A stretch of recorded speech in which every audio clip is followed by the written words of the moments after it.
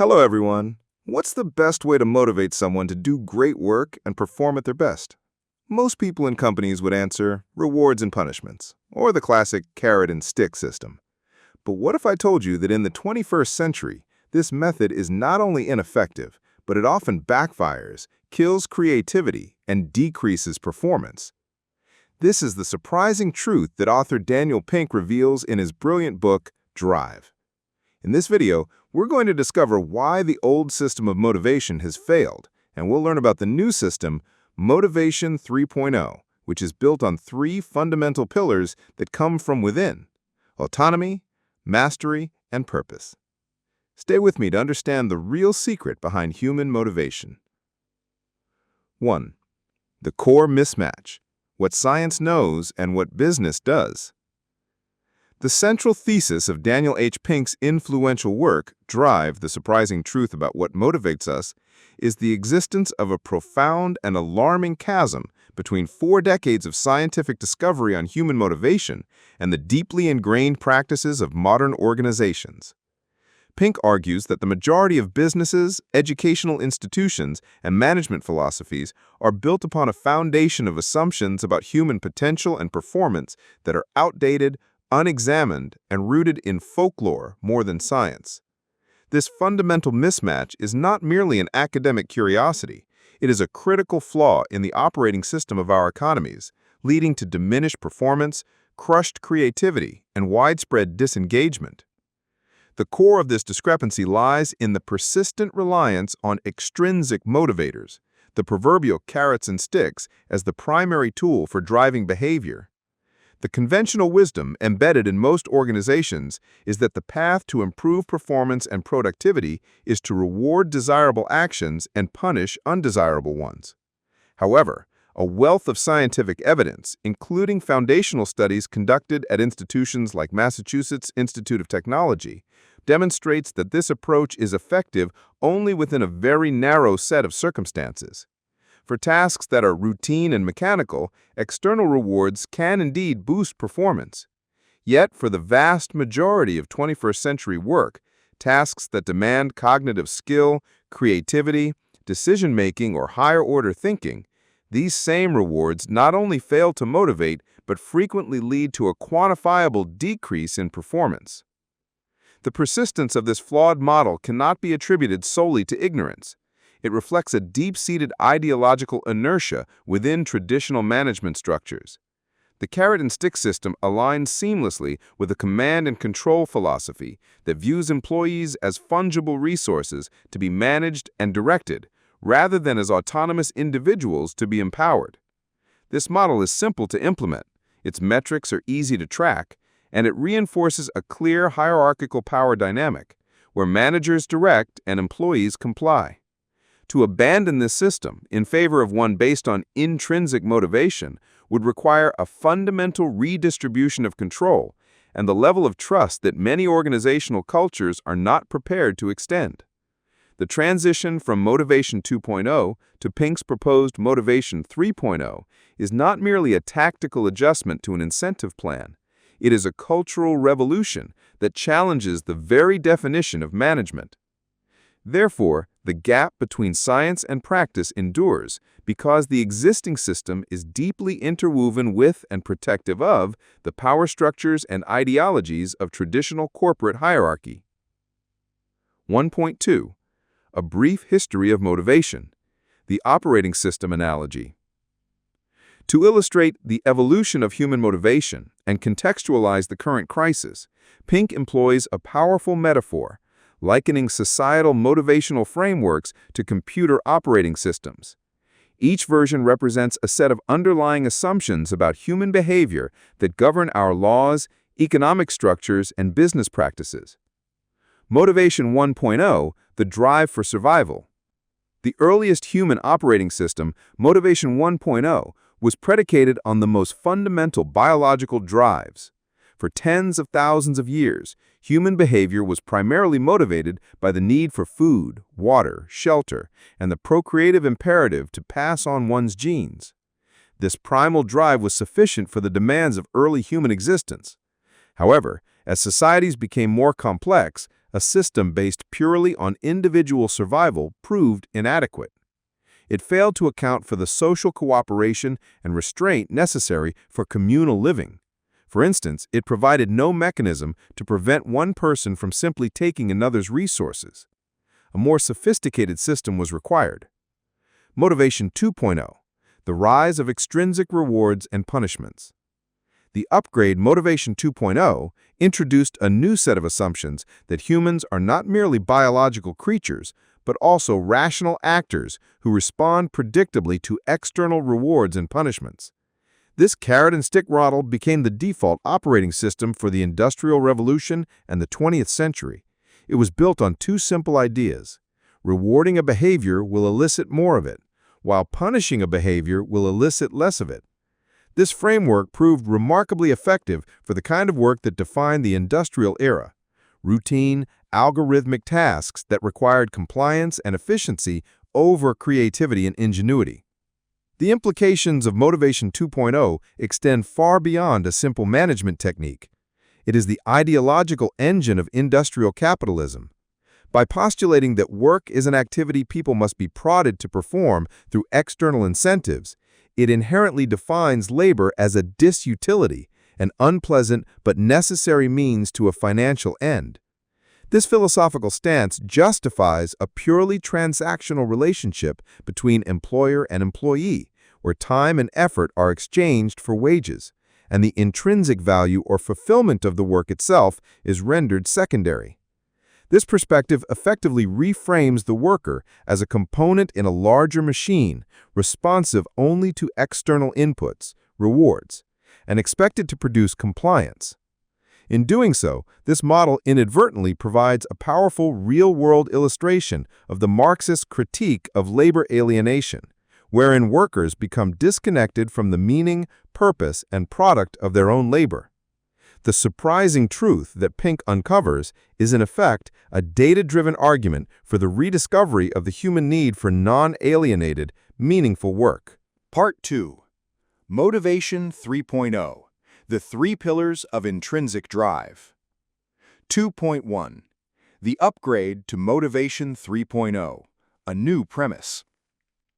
In response to the failings of the outdated carrot-and-stick model, Pink proposes an essential upgrade, Motivation 3.0. This new operating system is designed for the complexities of 21st century work and life. It operates on a new, more optimistic premise that human beings possess a third fundamental drive beyond the biological urges of Motivation 1.0 and the external pressures of Motivation 2.0. This is the intrinsic drive to direct our own lives, to learn and create new things, and to contribute to a cause greater than ourselves. This framework is not a novel invention, but a powerful synthesis of decades of research in the behavioral sciences, drawing heavily from the foundational work of psychologists Edward Deci and Richard Ryan in their self-determination theory. SDT posits that humans have innate psychological needs that, when satisfied, lead to optimal functioning and growth.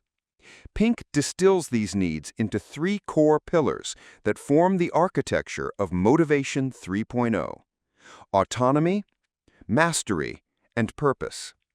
When these 3 elements are present in an environment, people become more engaged, more productive, and live richer, more fulfilling lives. 2.2. Autonomy, the desire to be self-directed. Autonomy is the first and most foundational pillar of Motivation 3.0. It is the innate human desire to be the authors of our own lives, to act with choice and volition. Pink makes a crucial distinction. Autonomy is not a privilege granted by management, but a default human setting that traditional command and control structures have systematically suppressed. It is not synonymous with independence or working in isolation.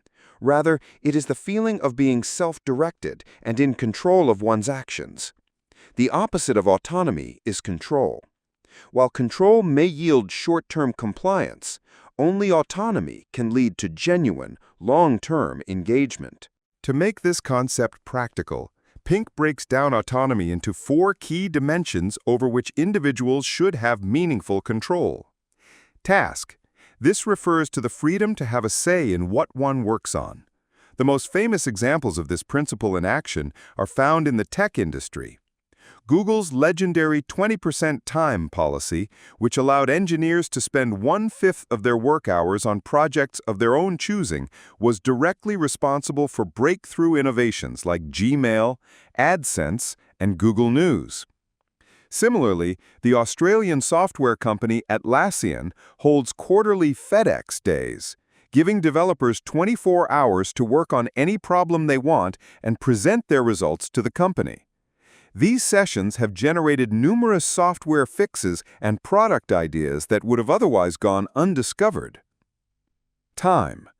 This is the freedom to control when and how one works, decoupling work from a rigid 9-to-5 schedule.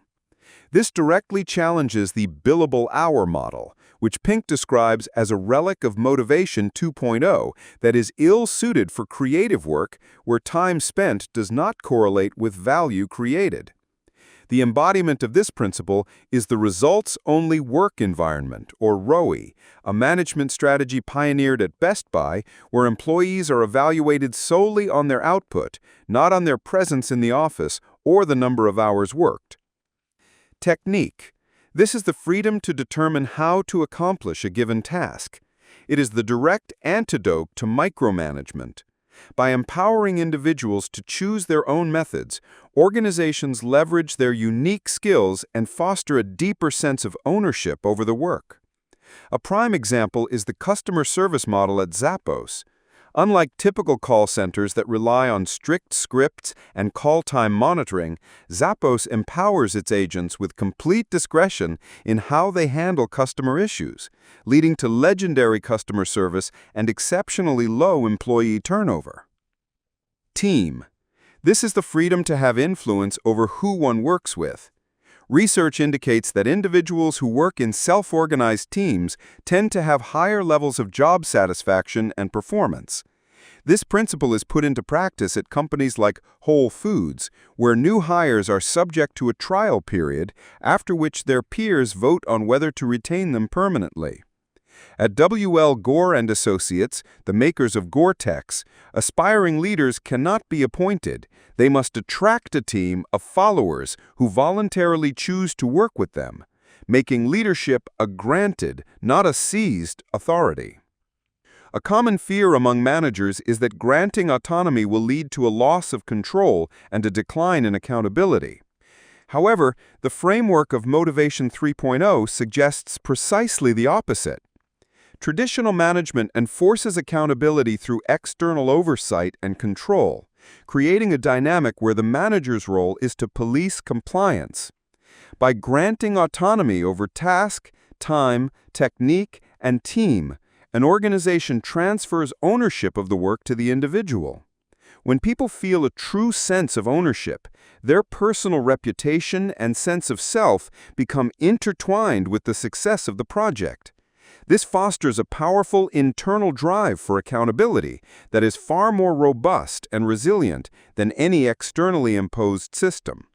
Thus, autonomy is not the enemy of accountability, it is its most potent catalyst. Relinquishing control paradoxically creates a more genuinely accountable workforce. 2.3. Mastery. The urge to get better at stuff. The second pillar of intrinsic motivation is mastery, the innate human desire to improve our skills, extend our abilities, and become more competent in endeavors that we find meaningful. It is the drive that explains why a person might spend years learning to play the guitar or perfecting a programming language, even without any external reward. Mastery is about the journey of improvement itself. While Motivation 2.0 demands compliance, Motivation 3.0 requires engagement, and only engagement can produce mastery. Pink heavily incorporates the work of psychologist Mihaly Csikszentmihalyi and his concept of flow to describe the optimal psychological state for achieving mastery. Flow is a state of deep absorption in an activity where a person is fully immersed and energized. This state is most likely to occur when the challenge of a task is perfectly calibrated to an individual's abilities, a Goldilocks task that is neither so difficult that it causes anxiety, nor so easy that it leads to boredom. In a state of flow, goals are clear, feedback is immediate, and the individual's sense of time, place, and even self can seem to melt away as they become one with the activity. Pink articulates 3 governing principles or laws that define the pursuit of mastery. Mastery is a mindset. This law draws directly from the groundbreaking research of Stanford psychologist Carol Dweck. Dweck's work shows that individuals hold one of 2 core beliefs about their own abilities. Those with a fixed mindset believe their intelligence and talents are finite, static traits. They tend to avoid challenges and see effort as a sign of weakness. In contrast, those with a growth mindset believe their abilities can be developed through dedication and hard work. They embrace challenges, persist through setbacks, and see effort as the path to mastery. A growth mindset is an absolute prerequisite for achieving mastery. Mastery is a pain. The path to becoming exceptionally good at something is arduous. It is not a journey lined with daisies and spanned by a rainbow.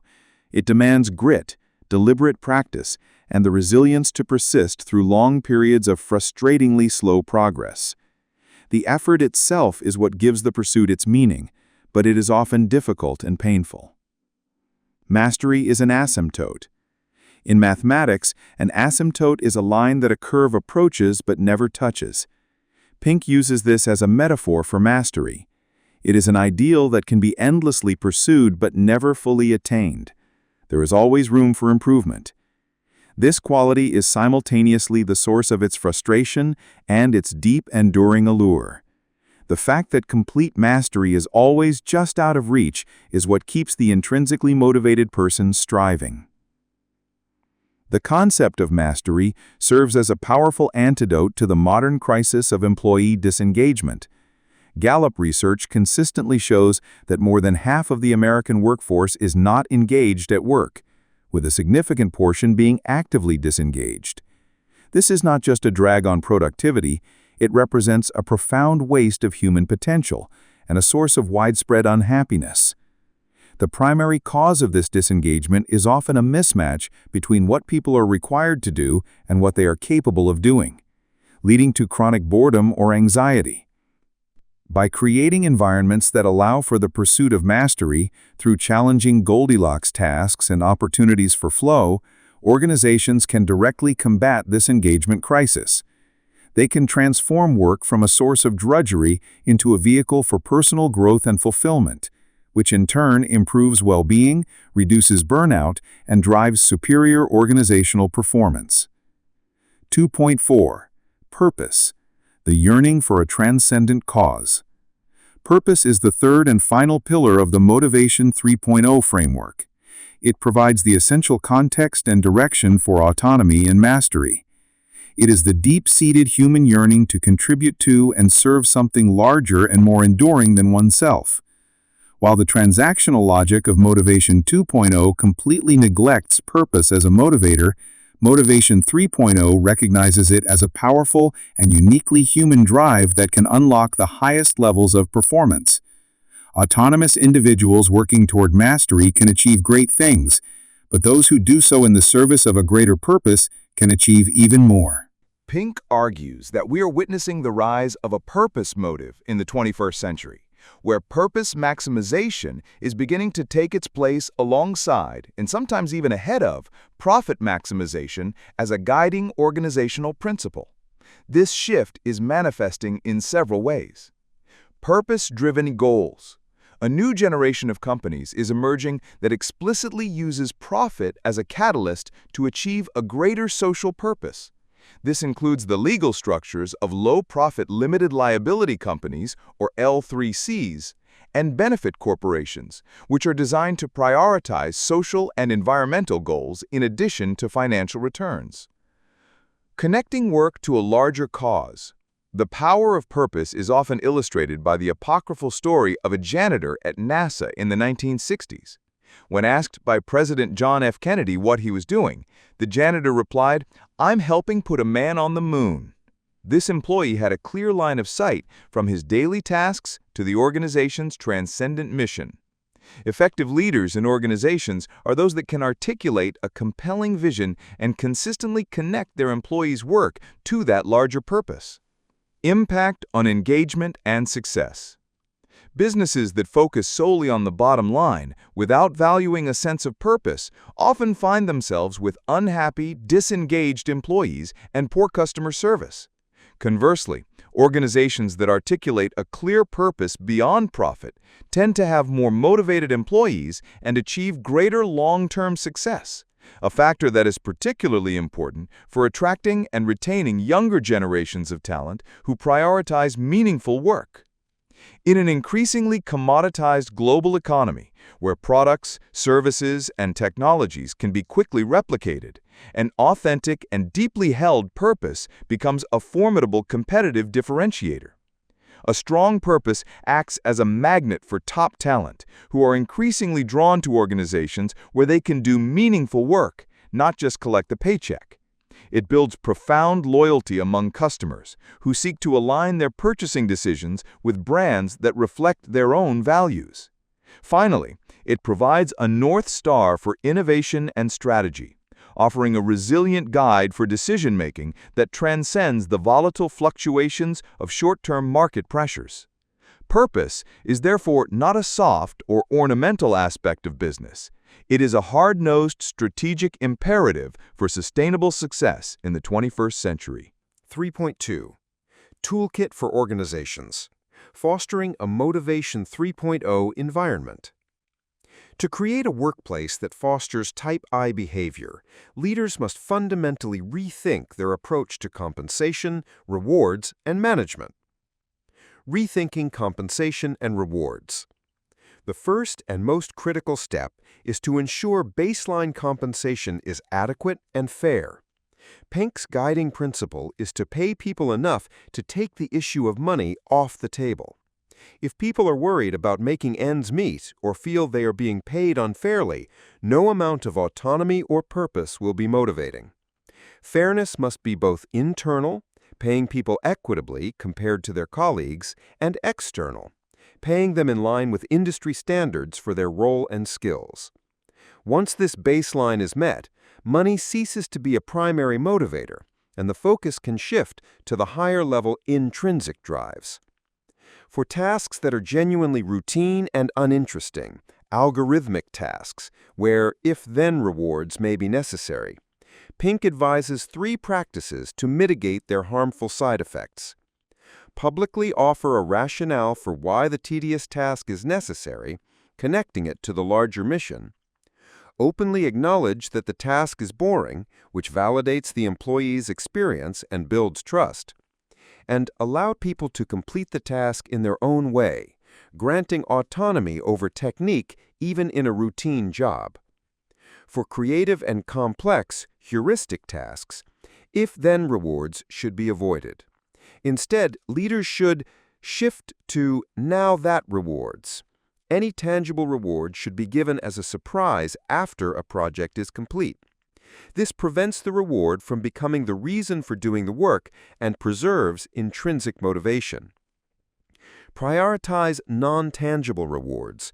Praise and specific constructive feedback are far more powerful and less corrosive motivators than cash or trophies. Positive feedback has been shown to augment intrinsic motivation. Fostering autonomy, mastery, and purpose. To foster autonomy, managers should relinquish control. This includes involving people in setting their own goals, using non-controlling language instead of "you must," and creating environments like ROWE or sanctioning 20% time for self-directed projects. To promote mastery, the focus should be on creating opportunities for flow. This means assigning Goldilocks tasks that are challenging but not overwhelming, encouraging a growth mindset, and providing ample opportunities for deliberate practice and rapid constructive feedback. To communicate purpose, leaders must consistently articulate the organization's mission and values. They should regularly and explicitly connect individual and team contributions to that larger purpose, helping employees see the impact of their work. 3.3. Toolkit for Individuals Awakening Your Own Motivation. Pink provides 9 specific strategies for individuals to diagnose and awaken their own intrinsic motivation. Key exercises include: conduct a flow audit. Set a timer to go off at random intervals throughout the day. When it does, record what you're doing, how you're feeling, and whether you're in a state of flow. Over time, this data will reveal the people, activities, and times of day that are most conducive to your optimal experience. Ask the big question. To clarify your sense of purpose, try to distill your life's ambition into a single sentence. A great person, Pink suggests, can be described in one sentence. This exercise forces you to identify your highest priority and orient your life toward it. Engage in deliberate practice. To move toward mastery, go beyond simple repetition. Deliberate practice involves ruthlessly focusing on the specific areas where you need improvement, seeking constant and often uncomfortable critical feedback, and preparing for the process to be mentally and physically exhausting. Create a better-than-yesterday habit. At the end of each day, ask yourself a simple question: was I better today than I was yesterday? This focuses your attention on small, incremental progress, which is the heart of mastery. Pink's framework also aligns closely with other classic theories. His Type X and Type I individuals are modern analogs of Douglas McGregor's Theory X, people are inherently lazy and must be controlled, and Theory Y, people are inherently self-motivated and seek responsibility, managers. Furthermore, his argument that money is a baseline necessity echoes Frederick Hertzberg's concept of hygiene factors, which, like salary, do not motivate, but whose absence causes dissatisfaction.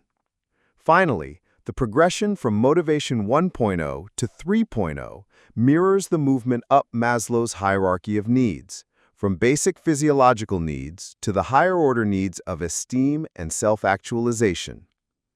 4.2. Key critiques and scientific limitations. Despite its strengths, Drive has faced several important academic critiques, primarily concerning its simplification and selective interpretation of the underlying science. The omission of relatedness. The most significant scientific critique of Pink's model is its deviation from the established triad of needs in self-determination theory. SDT posits 3 universal psychological needs: autonomy, competence or mastery, and relatedness, the need to feel connected to and care for others. Pink omits relatedness and substitutes it with purpose. This is a critical alteration. Research suggests that relatedness is a primary and distinct need, whereas a sense of purpose or meaningfulness is often a derivative outcome of having one's needs for autonomy, competence, and relatedness satisfied.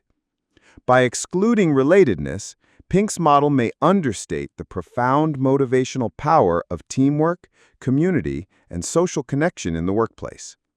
The substitution was likely made because purpose creates a more compelling narrative for a business audience, but it comes at the cost of scientific fidelity. The intrinsic-extrinsic oversimplification.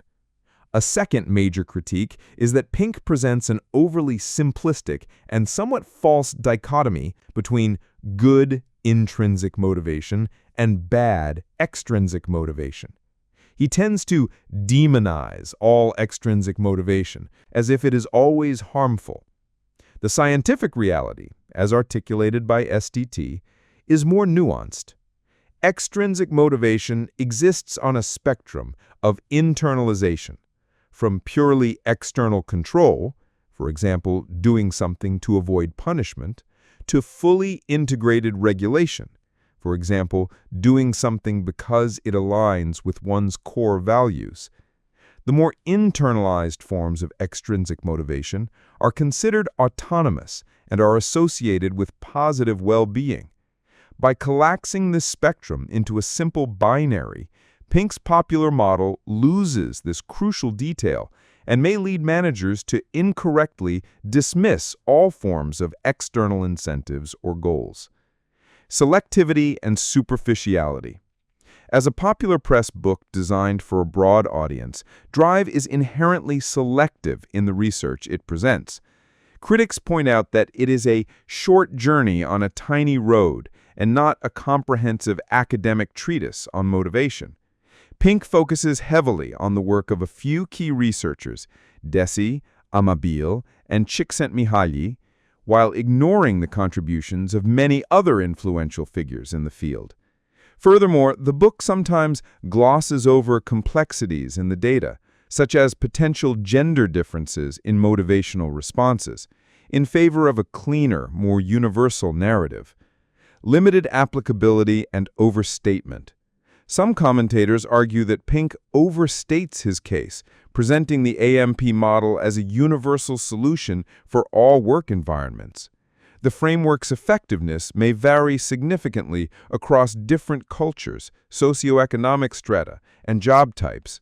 For individuals in low-wage, precarious employment, financial incentives may necessarily remain a more powerful driver than for highly compensated knowledge workers.